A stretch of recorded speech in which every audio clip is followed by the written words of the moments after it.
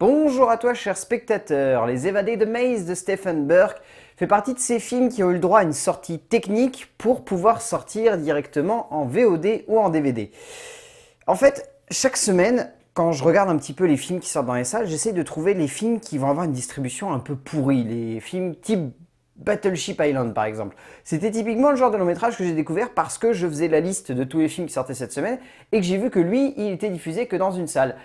Les Évadés de Maze, c'est un petit peu le même concept, c'est-à-dire que je suis allé voir les films qui sortaient la semaine du 18 avril et je suis tombé là-dessus. Et je me suis dit, qu'est-ce que c'est que ce film qui est quand même marqué dans les sorties, mais qui est noté à côté comme étant sorti directement en VOD. Je me suis penché dessus et en fait le film, j'ai découvert qu'il est sorti il y a un petit moment et qu'il a eu un certain écho parce qu'il brassait un événement historique qui est assez populaire en Irlande, mais pas tant que ça en France. Le résumé pour faire simple, en 1983, alors que la guerre entre le gouvernement anglais et l'IRA fait rage, les prisons sont surchargées par les royalistes et les républicains. Alors que la grève de la faim vient d'échouer au cœur des prisons, un groupe de républicains mené par Larry va alors tenter de s'évader pour démontrer l'impuissance de l'État. Ce film est une œuvre qui est à la fois extrêmement classique et en même temps très atypique. On sent que Stephen Burke, il a voulu ancrer son film dans un genre et un sous-genre, et au-delà de ça, on sent qu'il a voulu créer une œuvre de cinéma qui soit ancrée dans une espèce d'historique. Historique, mais à la fois vraiment, d'un point de vue des personnages, d'un point de vue du récit, d'un point de vue des faits qui sont dépeints, mais également d'un point de vue cinématographique, parce que ce genre-là a une histoire très particulière en Angleterre, si vous faites bien attention. Et de par la manière avec laquelle il a choisi d'orienter son récit, de par la manière avec laquelle il a choisi de construire ses personnages, de construire son ensemble cinématographique, on sent qu'il n'a pas voulu tomber dans quelque chose de trop cliché. Il a voulu livrer une histoire qui soit à la fois juste, à la fois simple, mais surtout cohérente, que ce soit dans le message, dans le côté très politique du long métrage, mais également tout simplement dans le côté action. Ce qui donne la sensation d'avoir un film très classique, voire trop classique, mais assez intéressant pour nous emmener du début à la fin sans qu'on se pose trop de questions. Et ça, le film le doit beaucoup au genre et au sous-genre donc qu'il investit. Les films d'évasion font partie d'un genre extrêmement complexe à investir, celui d'un sous-genre presque de l'action qu'il faut savoir emmener avec assez de puissance et surtout assez de justesse pour faire en sorte que l'on ne soit pas totalement perdu au cœur d'un récit et surtout que celui-ci soit assez intense pour emmener l'histoire jusqu'au bout. Stephen Burke a souhaité se baser sur une aventure réelle qui, à son époque, a bouleversé les consciences et montré l'impuissance d'un État face à l'envie de certains de se rebeller, ce qui donne lieu à un récit un peu trop classique dans le genre, mais largement passionnant à son niveau de maîtrise et d'intensité cinématographique. En termes d'écriture, Stephen Burke, le seul problème qu'il a, c'est qu'il a trop limité son film.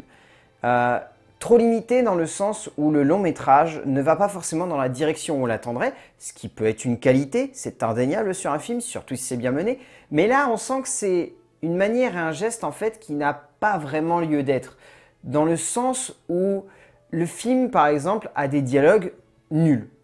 Je préfère le dire, c'est clair, les dialogues sont assez mauvais dans le film. Ce qui est intéressant, c'est de voir la manière avec laquelle Burke va construire ses personnages et va construire en fait leur rapport les uns entre les autres. Passé ce stade-là, en fait, on se rend compte que le film est assez creux, qu'il n'a pas grand-chose à raconter et que la profondeur en fait dramatique du scénario est malheureusement assez limitée. N'a pas grand-chose de plus à développer, n'essaye pas d'amener des retournements qui soient assez denses pour qu'on se pose vraiment des questions et surtout ne développe pas des thématiques assez profondes. Il y a des thématiques qui sont abordées, notamment la thématique du rapport qu'entretiennent le geôlier et le condamné. La manière avec laquelle ils arrivent à jouer là-dessus, pourquoi pas? C'est intéressant, on sent que Burke il a envie d'amener quelque chose, qu'il a envie d'amener une profondeur sur le fait que ces deux personnages, même s'il y en a un qui a une position de dominé et l'autre de dominant, ils ont tout en fait qui est identique. Leur rapport à la famille, leur rapport en fait à la vie, leur regard politique, tout est identique à eux. C'est très intéressant. Mais il y a cette sensation en fait que Burke passe constamment à côté de la plaque par nécessité, comme s'il avait peur en fait de donner un trop gros poids à son film. C'est là donc que ça coince. On a la sensation que Burke n'a pas forcément souhaité mettre tant d'intensité que cela dans son récit. Et du coup, on se retrouve avec un espèce d'ensemble dramatique et narratif qui tient assez bien la route, mais qui donc résonne comme beaucoup trop simpliste dans la tête du spectateur.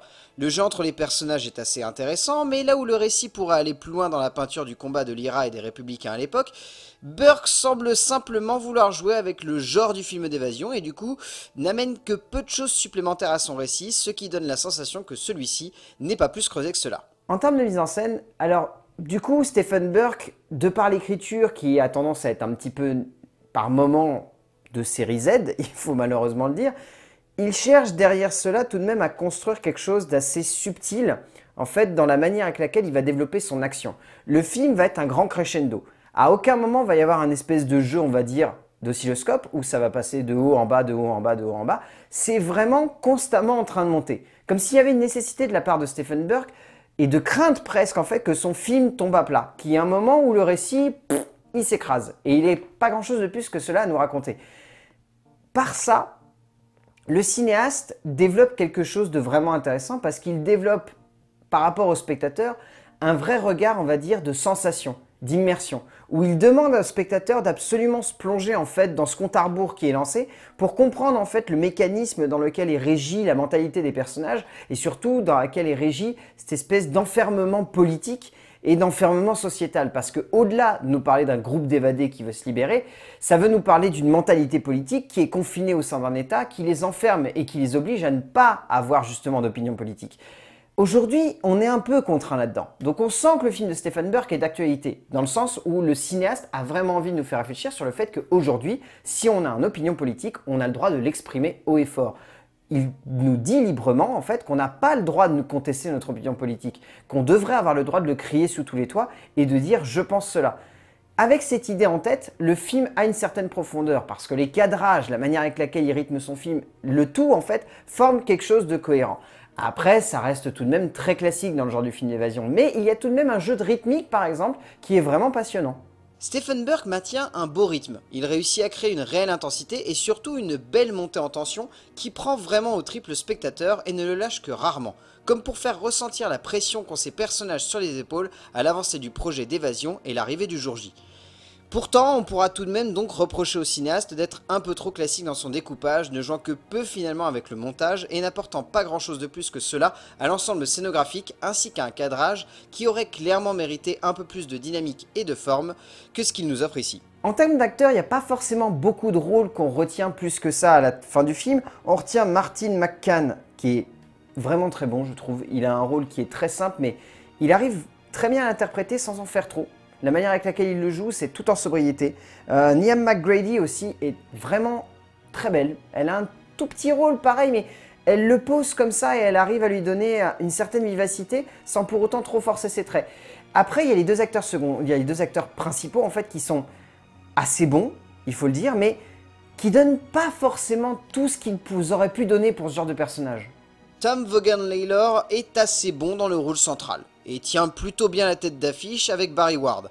Mais pour autant, les deux acteurs ne brillent pas forcément à l'écran, car un peu trop opaques par rapport à leur personnage et à la puissance qui aurait pu se dégager de leurs interprétations s'ils avaient été un peu plus loin. Du coup, Les Évadés de Maze, donc vous pouvez le trouver en VOD et en DVD directement. Il avait vraiment eu droit à une sortie en salle, mais presque technique. Il a dû être distribué dans une salle pour une séance, histoire de dire « Non, mais c'est bon, on l'a sorti en salle, on peut le sortir en DVD maintenant ». Ça reste un film qui est assez intéressant, je trouve, qui amène une réflexion, on va dire, presque sociétale et politique qui est ancrée dans l'actualité. Ça reste au-delà de ça un film d'action plutôt bien rythmé, un thriller très intense, qui parvient assez bien à emmener le film d'évasion dans ses retranchements, sans pour autant réussir à le transcender. Ça reste un film qui est très classique et qui est très convenu dans sa catégorie. Mais tout de même, il y a ce petit côté savoureux qui rend Les Évadés de Maze de Stephen Burke assez palpitant, pour qu'on accepte de le regarder et qu'on se laisse emporter dans ce petit délire. Donc si vous avez l'occasion de le voir, pourquoi pas, allez-y, c'est un joli petit moment et ça dure pas très longtemps en plus. A plus!